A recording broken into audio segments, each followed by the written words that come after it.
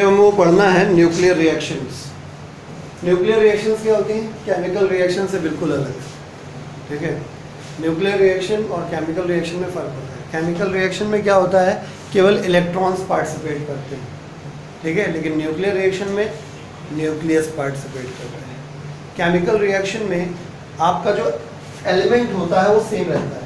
मतलब कहने का ये है कि जैसे मान लीजिए आपने क्या किया,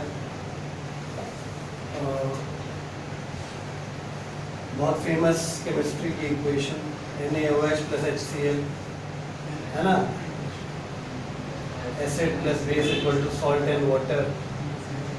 फिलहाल अगर हमसे केमिस्ट्री पूछा जाए तो यही इक्वेशन याद होगी, शायद हम दूसरे भूल गए होंगे। तो आप नोटिस कर रहे हैं कि Na यहाँ भी Na ही था और यहाँ भी Na ही है। अब यहाँ पे भी O है तो यहाँ पे भी O ही है, यहाँ पे भी हाइड्रोजन है तो यहाँ पे भी हाइड्रोजन है, यहाँ पे Cl है, मतलब एलिमेंट नहीं चेंज, ठीक है। इस रिएक्शन को हम लोग केमिकल रिएक्शन कहते हैं। इस रिएक्शन है केमिकल रिएक्शन, ठीक है, क्योंकि इसमें इलेक्ट्रॉन्स पार्टिसिपेट करते हैं, न्यूक्लियस पार्टिसिपेट करता नहीं है ना। इस वजह से नंबर ऑफ प्रोटॉन्स की संख्या में कोई फर्क नहीं पड़ता है। बात समझिए, बात गहरी है, ठीक है। इस रिएक्शन में सिर्फ इलेक्ट्रॉन ने पार्टिसिपेट किया, न्यूक्लियस ने पार्टिसिपेट किया नहीं किया। न्यूक्लियस ने पार्टिसिपेट नहीं किया मतलब नंबर ऑफ प्रोटॉन पे कोई खतरा नहीं है। तो जितने नंबर ऑफ प्रोटॉन होते हैं वही तो एटॉमिक नंबर होता है और वही एलिमेंट को बदलता है। मतलब ये कि अगर किसी एलिमेंट में कि न्यूक्लियस में नंबर ऑफ प्रोटॉन्स उतने ही रहेंगे तो एलिमेंट नहीं बदल सकता। इसी वजह से केमिकल रिएक्शन में इलेक्ट्रॉन्स पार्टिसिपेट करते हैं तो प्रोटॉन्स पार्टिसिपेट नहीं कर पाते हैं, और जब प्रोटॉन्स पार्टिसिपेट नहीं करेंगे तो प्रोटॉन की संख्या चेंज नहीं होगी। जब प्रोटॉन की संख्या चेंज नहीं होगी तो एलिमेंट कैसे चेंज हो जाएगा। लेकिन किसी न्यूक्लियर रिएक्शन में ये गड़बड़ हो जाता है, ठीक है। जैसे अगर हम एक छोटा सा एग्जांपल दें, 92 यूरेनियम 235 है, मान लीजिए 235, ठीक है। इसमें हमें एक स्लो मूविंग न्यूट्रॉन से अटैक करा दिया। ये अटैक करेगा न्यूक्लियस में, न्यूक्लियस के अंदर समा जाएगा तो ये बन जाएगा 92 यूरेनियम 236 और ये हो गया unstable.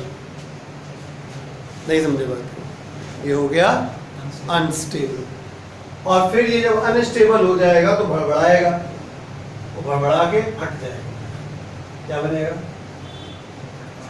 56 barium 141, 36 krypton 92 92, 3 टहुआ Chinku Pinku Raju और plus tremendous amount of energy. आप देख रहे हैं शुरुआत यूरेनियम से हुई थी और आखिरी में बेरियम और क्रिप्टन बना।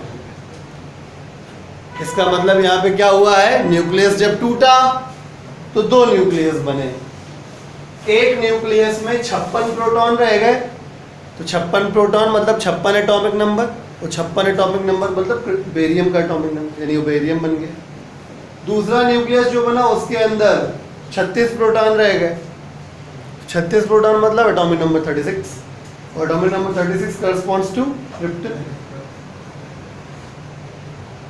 बात समझ में आ गई। इस प्रकार से कोई न्यूक्लियर रिएक्शन जो होती है वो न्यूक्लियस के पार्टिसिपेशन से होती है, और न्यूक्लियस के पार्टिसिपेशन से नंबर ऑफ प्रोटॉन्स की संख्या चेंज होती है, जिसकी वजह से एलिमेंट बदल जाते हैं अक्सर। आई बात समझ में?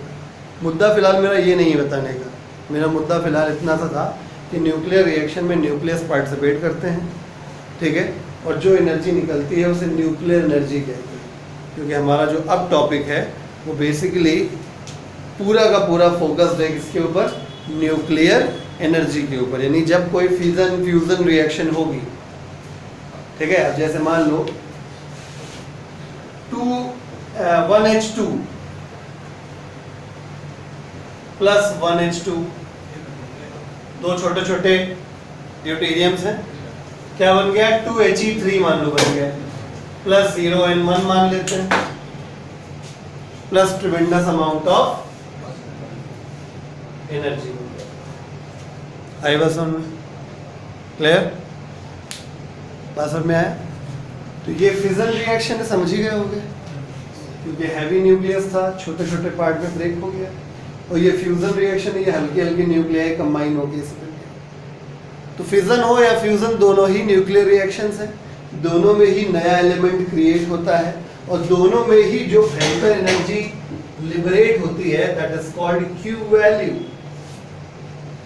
जो एनर्जी निकलती है उसे न्यूक्लियर एनर्जी कहते हैं, उसे क्यू वैल्यू कहा जाता है। आई बात समझ में? क्लियर हो गई बात? ठीक है। तो जब कभी भी कोई न्यूक्लियर रिएक्शन घटित होती है तो जो एनर्जी रिलीज होती है उसे न्यूक्लियर एनर्जी कहा जाता है या क्यू वैल्यू कहा जाता है। बात समझ में आ गया? हेडिंग लिखिए न्यूक्लियर रिएक्शन। लिख लिया? लिखिए a reaction which involves a reaction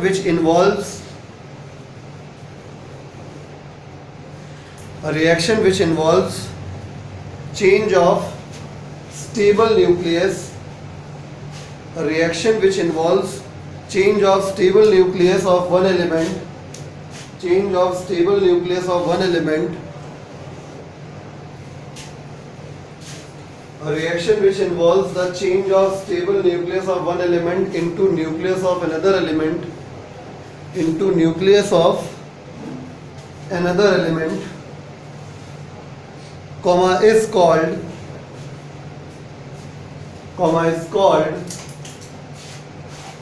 nuclear reaction,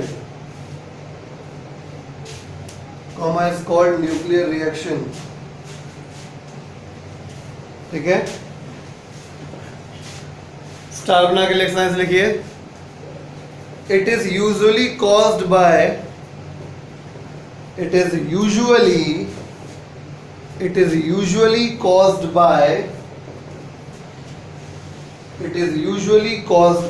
bombarding reacting species, it is usually caused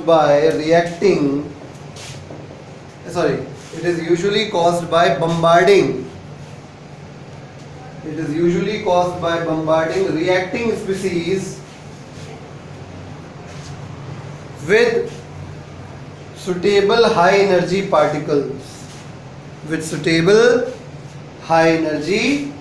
particles, फिलहाल एग्जाम्पल में आप ये दो मत लिखिए, भविष्य में न्यूक्लियर फिजन और न्यूक्लियर फ्यूजन में लिखवा दूंगा। अभी फिलहाल एग्जाम्पल में लिखिए 7N14, इससे रिएक्शन होनी है।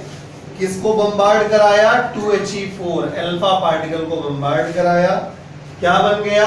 8O17 बन गया प्लस 1H1 बन गया। एग्जाम्पल में फिलहाल ये रिएक्शन न्यूक्लियर रिएक्शन लिख लीजिए। It is usually caused by bombarding reacting species with suitable high energy particles.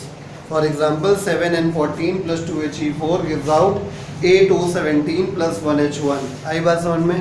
Heading डाल दीजिए क्यू वैल्यू।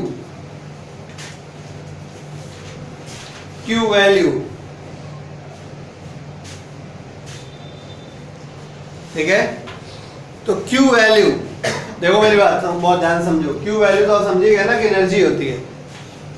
अब अगर ये एनर्जी बाहर निकली तो पॉजिटिव क्यू वैल्यू, जिसको तुम लोग केमिस्ट्री भाषा में एक्सोथर्मिक रिएक्शन कहते थे, मतलब ऐसी रिएक्शन जिसमें रिएक्शन होने के बाद एनर्जी रिलीज होती है उसे एक्सोथर्मिक कहते हैं, और जिसको हीट देनी पड़ती है उसे एंडोथर्मिक कहते हैं। तो यहाँ पे थर्मिक की जगह अर्जिक लगाया जाता है। अगर ये वैल्यू प्लस में हुई, मतलब हीट निकली, एनर्जी निकली, then reaction is said to be exoergic. ठीक है, और अगर देनी पड़ी यानी क्यू वैल्यू की वैल्यू किस में हो गई? माइनस में हो गई, है ना। अब बड़ी बात है, माइनस में अगर ये वैल्यू है तो इधर ले जाएंगे तभी तो प्लस में हो पाए, यानी रिएक्टेंट में एनर्जी देनी पड़ेगी। थोड़ा मैथ वाला ज्ञान लगाओ। अगर ये माइनस में हो जाएगी तो जब इधर ले जाओगे तब प्लस में होगी, यानी प्रोडक्ट साइड में हीट ऐड करना पड़ा, तो इसको एंडोअर्जिक कहेंगे। और जब रिएक्टेंट साइड में क्यू ऐड होगा तो एक्सर्जिक हो जाएगा। आई बस में तो हेड डाल दिया क्यू वैल्यू। लिखिए the amount of energy absorbed और released, the amount of energy absorbed or released, the amount of energy absorbed or released in a nuclear reaction, the amount of energy absorbed or released in a nuclear reaction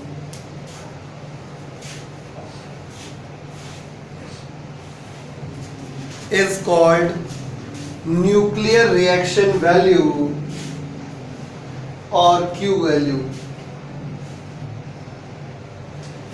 The amount of energy absorbed or released in a nuclear reaction is called nuclear reaction value or Q value. ठीक है, full stop. Heading डाल दीजिए sign convention, फटाफट लिखो sign convention.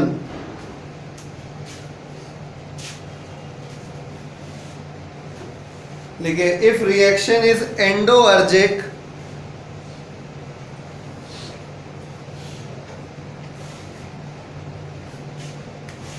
तो ऐसे लिख लो, then Q is negative।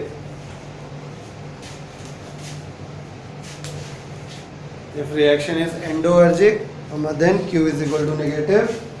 और अगला, if reaction is exoergic, then Q is equal to positive।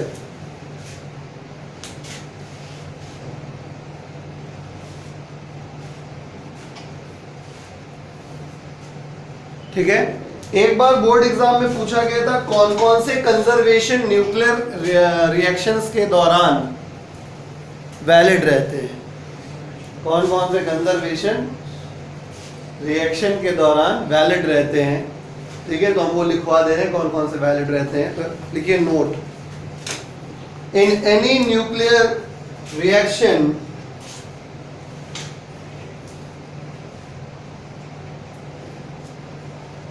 in any nuclear reaction following quantities remains conserved। In any nuclear reaction following quantities remains conserved।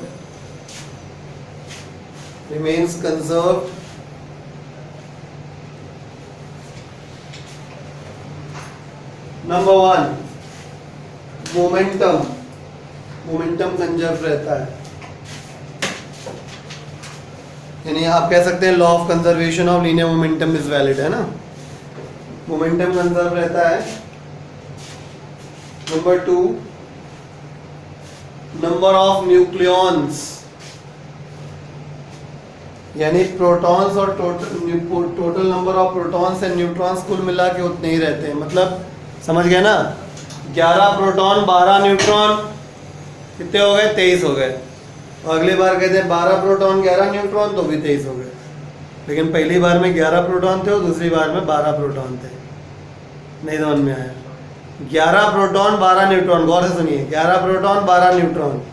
पहले proton कितने, 11, neutron कितने, 12। अगली बार 12 proton 11 neutron, तो संख्या बदल गई, लेकिन टोटल नंबर ऑफ न्यूक्लियॉन्स उतने ही, तो न्यूक्लियॉन्स उतने ही रहते हैं। Number of nucleons.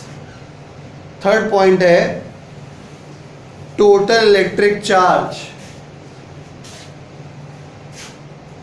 यानी रिएक्टेंट साइड में टोटल चार्ज जितना होगा प्रोडक्ट साइड में टोटल चार्ज उतना ही होगा। ठीक है, टोटल इलेक्ट्रिक चार्ज लिखा। चौथा पॉइंट टोटल एनर्जी,